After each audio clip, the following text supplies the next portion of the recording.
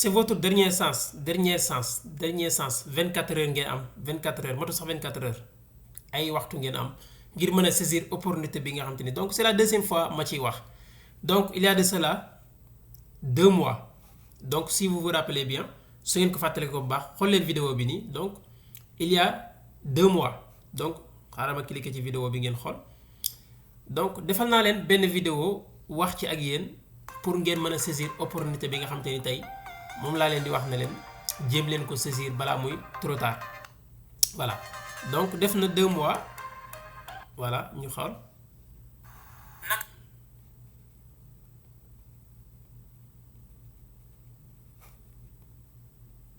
ma may leen tuuti ngeen seetaan vidéo bi voilà avec les publicités Start with a 50% deposit bonus. Increase your investing power. nekk fii ci Arabie Saoudite nekk sénégalais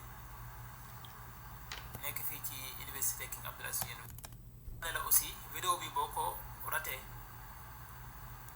doo ko baal sa bopp dama bëgg partager ak yéen benn opportunité en tout cas en tant que seen mbokkum sénégalais nekk fii ci diaspora bi aussi waxuma la sax Sénégal bëgg partager ak yéen opportunité boo xamante ni kenn ku mu nekk ci yéen war na ci mën a bay waaram gis ci boppam aussi parce que ay doomu sénégalais ñoom ñoo ko def ñoo ko tax voilà donc juste pour montrer vidéo bi xaw na gudd mais lépp di génn ci benn entreprise bi comme ni ngeen ko gisee nii donc jël nañu suñu temps 1 heure de temps pour présenter leen li nga xamante ni moom mooy naka la mën a nekk mu ne la mën ngay consommer pour internet nga xam ne présenter leen li nga xamante ni moom mooy ci entreprise bi nga xamante ni moom mooy LSI Holding Tawfekh loolu voilà donc vidéo bi kon def na 2 mois booba ak léegi donc en tout cas di féliciter ñi nga xamante ni saisiroon nañ opportunité bi à travers cette vidéo parce que bien sûr am na ay personnes yoo xamante ni tey saisiroon nañ opportunité bi voilà donc boobu ba léegi nag donc jóge nañ ci avant loolu ñi ngi woon 2000 francs bi may présenter vidéo bi ñi ngi woon ci 4000 francs donc lan moo xew ba ma toogaat tey pour waxaate ak yéen tey xam leen ne action wu entreprise bi nii day jóge 4000 francs dem li nga xamante ni moom mooy 8000 cela veut dire que ni day gën a seer 2 fois voilà loolu rek c'est simple par exemple pack bi ngeen di gis nii muy pagu 500 000 francs à partir de le 6 suba ku ko soxla di nga teg 1 million ci table ci pour mën ko am waaw mais en même temps opportunité la aussi ki nga xam ne saisir na opportunité bi nii tey balaa 24 heures lay jeex pack bi nga jël nii muy pagu 500 000 bi à partir de le 6 ku ko soxla 1 million lay teg ci table ji kon yow di nga gis ne doublé nga sa capital est-ce que yaa ngi comprendre bu baax fi may waxee maanaam yow mi nga xam ne da nga jënd pagu 200 000 wala pagu 100 000 francs wala pagu 1 million di nga gis ne sa investissement day doublé wu. donc kon opportunité la boo xam ne dama koy waxaat toujours mën ngeen ko saisir donc may naa leen 2 mois pour ngeen jël seen temps pour mën ko intégrer ba 2 mois yooyu ma leen waxoon tey fii ak yéen fii may wax ak yéen am ngeen ay waxtu yu néew ba tey ngeen mën a saisir opportunité bi voilà donc waxoon naa ko fi donc kon mi ngi nii donc lan mooy xew xool leen bu baax lan mooy xew le 6 voilà lan mooy xew le 6 voilà xool leen bu baax a baax qu'est-ce qui va lan mooy xew voilà donc les actions doublent de prix maanaam action yi day doublé wu ñaari yoon donc bu ngeen seetaanee vidéo boobu lu bari leeral tey du ñu nekkul vidéo pour leeral donc bi ma ciy leeral naa ko ba noppi voilà donc jàpp leen xool leen fii donc action yi day passé maanaam day jógee 4000 dem 8000 francs cela veut dire que ni kon day doublé wu voilà donc kon augmentation wu 100% la yow mi nga xam te aussi yaa ngi woon ci biir opportunité la pour yow pour nga gën a mën a doubler d'effort pour nga gën a mën a yokk say action balaa ñuy dem foofu aussi voilà donc loolu mooy benn bi maanaam dina seer ñaari yoon teg ci itam part ni ñu koy waxee carte Tawfekh bi nga xam ne mi ngi la doon dikkee 35000 francs 35000 nga xam ne moo la may nga am accès ci écosystème bi muy wax nii yépp muy bu Tawfekh bi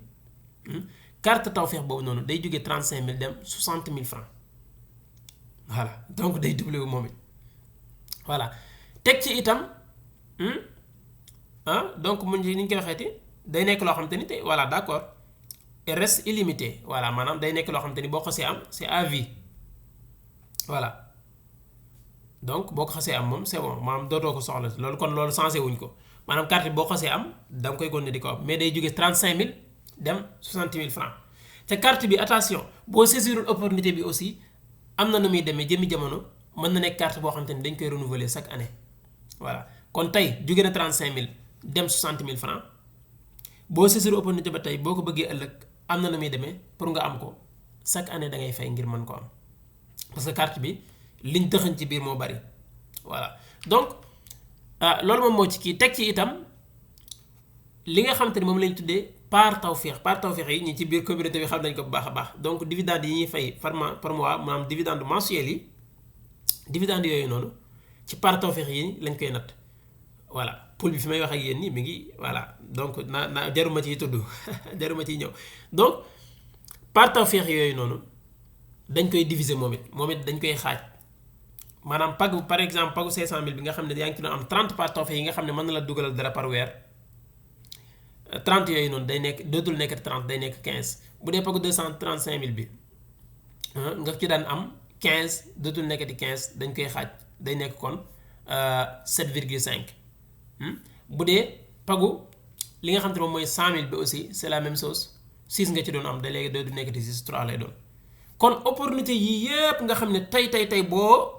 investir boo passé à l'action jënd action di nga ko am bu la rawee xamal ne yii yépp dina dal sa kaw boo ko bëggee pag ni ñu koy waxeeti prix bi nga xam ni ñu koy wax prix action di ko woon la 4000 loo mën a fay 100000 tey ngir am ko bu ëllëgee bu subaa 200000 ngay koy fay ngir mën ko am li nga mënoon a fay 500000 pour am ko tey boo bàyyee ba après suba 1 million ngay kii pour mën ko am waaw li nga mënoon a am tey ci 1 million 2 millions ngay fay donc saisir leen opportunité bi donc 24 heures peut-être vidéo bi sax bu 24 heures jeexee sala xalaas donc jéem leen saisir opportunité bi balaa muy trop tard voilà donc dinaa leen ci may tuuti buuñaa donc parce que vidéo bëgguma mu gudd lool donc pour rek ngeen xam donc ñu xam ne ñun dañuy amaat parce que entreprise bu am solo la bu réel la boo xam ne voilà gis ngeen bii ma leen di wan nii kii moom mooy li nga xam ne moom mooy Universal Fab nekk ci biir aussi ci entreprise yi nga xam ne ñu ngi ci investir aussi nga mën ci nekk actionnaire direct ci lan la ñuy yëngu gis ngeen ko ay restaurant mobile la ñuy def donc naa la wan aussi yi nga xam ne quelques vidéos rek donc pour ngeen xam yi nga xam te ni tey entreprise bi réalisé na ko donc mais bala ma cee ñëw bala ma leen play vidéo bi naa ñëw fii voilà donc pour def benn tënk bu ndaw rek gis ngeen par exemple programme bi nga xam te ni tey nekk na ci biir entreprise bi parce que yemul rek ci jënd ak njaayam action mais dañuy former walla nit ñi aussi donc muy programme bu am solo muy keneen yi nga xam ne moom moo ko tënk muy programme FAS donc F bi ni comme ni ngeen ko gisee di formation di A bi di actionnariat K bi ni ñu koy wax di walla C bi di li ñu koy wax di consommation intelligente ak carte tawféex bi nga xam te ni mi ngi ci biir E bi di wàllum entrepreneuriat voilà donc dinañ la former defal la ay formation yoo xam te ne formation yu monétisable la maanaam formation yoo xam ne boo ci noppee donc soxlawoo di soxla fond pour départ déedéet di nga mën a jaay sa service yooyu noonu ngir mën a am xaalis ci loolu sans problème voilà action yooyu aussi di nga mën a devenir actionnaire voilà donc parce que entreprise bi day jaay ay action mais aussi actionnaire la ci yeneen entreprise parce que entreprise holding la bu ñu waxee entreprise holding weesuwul lu dul entreprise boo xam te ne day def activité yu bari mais aussi nekk actionnaire ci yeneen i entreprise voilà donc entreprise bi nga xam te ne moom LSI holding ñi ngi ci domaine transport ñi ngi ci domaine agriculture ñi ngi ci formation ñi ngi ci wàllum finance wàllum immobilier yooyu yëpp dañ ciy investir di investir aussi ci ay entreprise nationale ak entreprise internationale donc yooyu yëpp dañ ciy investir kon maanaam fi ngay dugal sa xaalis yaa ngi koy gis xam nga fi siège bi ne xam nga nit ñi ko jiite loolu lépp c'est palpable maanaam lu ñu mën a teg loxo la da ngay xool gis làmb daj ko donc opportunité la boo xam ne tey bu ñu la koy waxaat wax naa la ko 2 mois ci ginnaaw amaana alhamdulilah ñi nga xam te ne tey jaar nañ à travers cette vidéo bi nga xam ne defoon nañ ko ci ngir dugg donc loolu ñu ciy wax alhamdulilah même bu dee kenn nit la voilà donc ba mu des tey 24 heures mu ñëwaat di la ko fàttaliwaat pour nga saisir opportunité bi dañuy jógee 4000 dem 8000 donc kon programme bi xamal ne boo ko fi boo nekkee actionnaire ci entreprise bi non seulement du taagi ne da ngay nekk actionnaire kese loolu moo ci gën a ndaw mais di nga am ay accès ci yenn formation yi nii ay formation yoo xam ne mi ngi ci biir nga mën a nekk actionnaire ci biir entreprise bi ak ci yeneen entreprise yu ne ci biir dinaa leen ko wan comme ni ma ko junj sànq mais consommation intelligente maanaam da ngay consommer di am xaalis ñi nga xamante ni tey entreprise bi dafa nekk ak ñoom partenaire dañu nekk ay partenaire nga xam ne même yow aussi mën nga nekk partenaire maanaam bépp liggéey booy def ngir gën a mën a fësal sa liggéey boobu ngir gën a mën a am ay clients entreprise bi soxla nga entreprise bi ngir mën a fësal sa liggéey boobu noonu donc dina la permettre nga am beaucoup plus de clients maanaam nga gën a am ay clients ñu gën a gis sa marchandise sa li ngay jaay wala sa liggéey gën ko fësal mais en même temps xamal ne yow sa jëm bopp booy consommer li nga daan jënd lépp wala lu ñu ni mel booy consommer li ngay consommer day am commission yu ñëwaat ci yow donc par exemple su fekkee benn boutique boo xam te ne day jaay ay téléphone jaay ay iPhone mu nekk ak partenaire entreprise bi yow boo fa demee boo fa jëndee benn téléphone boobu nga jënd par exemple à 250 000 dina nga am buñaa boo xam ne ci 250 000 yooyu sa poste la jëmaat muy commission wala loolu la ñuy wax la consommation intelligente bi nga xam ne daf lay yokk aussi sa pouvoir d'achat et tout voilà donc entrepreneuriat aussi donc mën nga lancer sa propre entreprise à part boo xasee inscrire donc am nga lien boo xam ne tey mën nga commencer def li nga xam te mooy yaata entreprise bi gën koo xamle et tout voilà teewut entreprise bi di la rémunérer ci liggéeyu travail boobu nga xamante ni moom ngay def mais en même temps donc ni ma ko waxee formation yi nga xam ne defal nañ la ko dina la permettre tey nga mën a demal sa bopp voilà ainsi de suite ak yeneen njariñ yoo xam ne mënu ma ko tudd nga am entreprise nga xam am ay idée wala nga am projet yu leer yoo xam ne tey comme niñ ko defee ci yeneen projet mën nañ la teg loxo donc pour loolu avancer ainsi de suite donc kon opportunité la boo xam ne programme bi yaatu na mënuma ci ñëw sax même di ko tënkaat ci benn vidéo bu gàtt comme ni ma ko bëggee nii tey voilà mais jëm leen saisir opportunité bi donc pour jeexal vidéo bi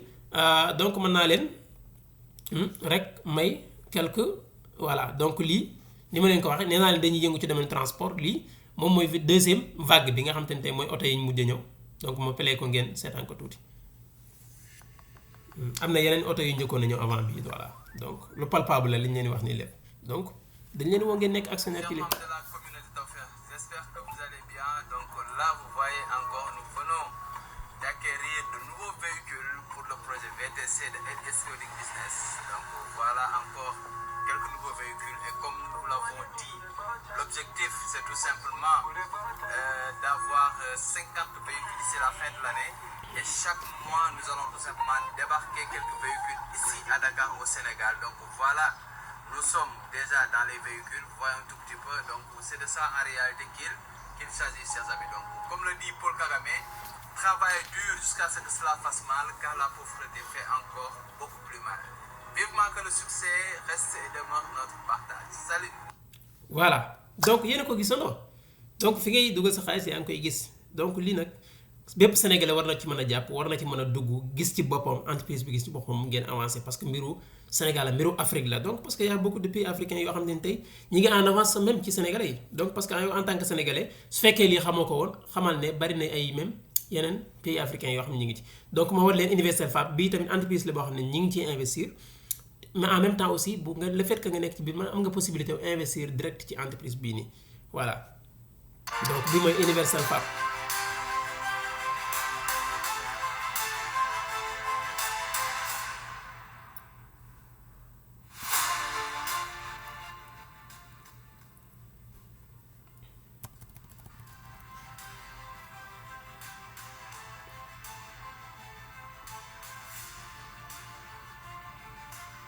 donc xaaral ma coupé son bi donc pour gagner du temps donc mën ngeen xoolaale image yi donc lii mooy Universal Fab donc doomu Sénégal aussi defar ko voilà doomu Sénégal la donc mu nekk ay oto yoo xam ne ay restaurant mobile la donc noonu la amee ay toilettes mobile ak yeneen donc yoo xam ne tey mën nga ci investir yii parce que ñun ñu ne ci biti nii xam nañ bu baax a baax ne lii projet la yoo xam ne yu am avenir la donc voilà ki ngeen gis nii moom moo ko initié donc moom mooy ki nga xam ne moom moo ko kii muy Maguette Mbaye ñu xam ko mu doomu Sénégal donc ni ko entreprise yoo xam dañ lay wax Samba ak Mademba diw mi ngi France wala États-Unis déedéet donc ay doomu Sénégal ñoom ñoo ko moom ngeen mën ci devenir actionnaire ngeen mën ci nekk actionnaire dugg seen xaalis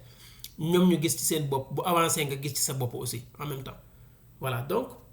lii rek lañ leen bëggal jàmm donc lañ leen bëggal mën nañu joxe yeneen vidéo mën nañ ci cité Jokko aussi nekk Jokko demal sa Play Store wala sa App Store nga bind Jokko mu nekk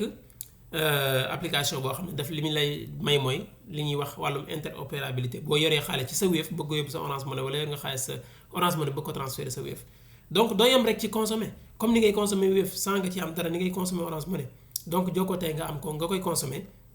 bu fekkee nekk nga ci actionnaire donc da ngay yëg ne yow da ngay consommer di may sa bopp xaalis voilà parce que sa alal la voilà donc loolu lépp am ngeen possibilité bi voilà donc kon ngeen baal ma lii moo nekkoon vidéo bi rek surtout pour fàttali leen kon mi ngi nii donc le 6 avril moom moo nekk date bi voilà donc mooy dernière chance mooy seen dernière chance pour ngeen saisir opportunité bi nii donc tey samedi la dama waroon def vidéo même ak actualité wu crypto yi et tout mais tey dama ne vu que mi ngi tombeek date bii nii donc naa mayawaat chance naa waxaat même si su fekkee kenn nit la wala 10 personnes 20 personnes 100 personnes 1000 personnes dinañ ci jaare dugg ci li alhamdulilah même su fekkee benn nit la voilà donc parce que liñ ci jublu rek mooy yéen ñëpp ngeen mën ci jariñu voilà donc su fekkee yaa ngi seetaan vidéo bi te nekkagoo actionnaire te mos nañ la ko wax ki nga xam ne mos na la ko wax mën nga ko contacter pour mu envoyer lien nga jaar su fekkee nag yaa ngi découvrir entreprise bi wala fi nga ko déggee woon à travers cette vidéo dinaa def lien description bi ci suuf pour nga mën ci jaar donc am na ay vidéo yu ñu dugal ci biir seen boo fi duggee di nga xam naka ngay inscrire naka ngay fay ak yépp pour mën a nekk actionnaire voilà donc après di nga ñu mën a contacter pour mën a intégrer groupe bu actionnaire yi communauté bi yépp incha allah donc di leen wax ne aussi tey am na présentation tey samedi donc xaw ma kañ nga nar a seetaan vidéo bi mais tey ji ci samedi ji donc le 5 avril présentation am na 100% en français aussi su fekkee bëgg nga plus d'information bëgg nga gën a comprendre li nga xam te moom mooy écosystème LSI Holding Tawfekh donc maa ngi lay wax nga jéem a assister li nga xam te moom mooy conférence boobu noonu donc le CEO di ko def muy DG bi Abdoul Aziz Ñing donc moom moo ko war a def incha allah rabbi donc ngeen teewee ko pour saisir opportunité bi une bonne fois pour toutes incha allah voilà donc kon loolu moom moo nekkoon vidéo bi di leen jaajëfalaat di leen wax ne saisir leen opportunité bi donc 2 mois de cela wax naa leen ko am nañu ko saisir yow su fekkee boobu yaa ngi toog di xaar xamal ne day gën a seer kon day dem 8000 ëllëg mën na ma toogaat fii ne leen 8000 la woon démb mi ngi jëmaat feneen donc saisir opportunité bi opportunité dañ koy saisir voilà donc action dafa am solo donc pour plus d'information du ma toog fii di wax action lii lay jariñ nga bu ngeen seetaanee vidéo yi ñu ci defoon donc di ngeen gën a xam njariñ bi wala bu ngeen intégré groupe yi bu ngeen assister conférence yi incha allah dina gën a leer parce que vidéo bi li ko taxoon jóg du ñëw pour leeral leen wàllum action lay ni mel mais rek pour soññaat leen pour waxaat leen man ngeen saisir opportunité bi amaat ngeen ay waxtu ba tey ngir mën a dabe ngir mën a tàbbi ci gaal gi mu yóbbaale leen voilà donc jaa ngeen jëf ñu ngi leen di jox rendez-vous beneen yoon incha allah rabbi ciao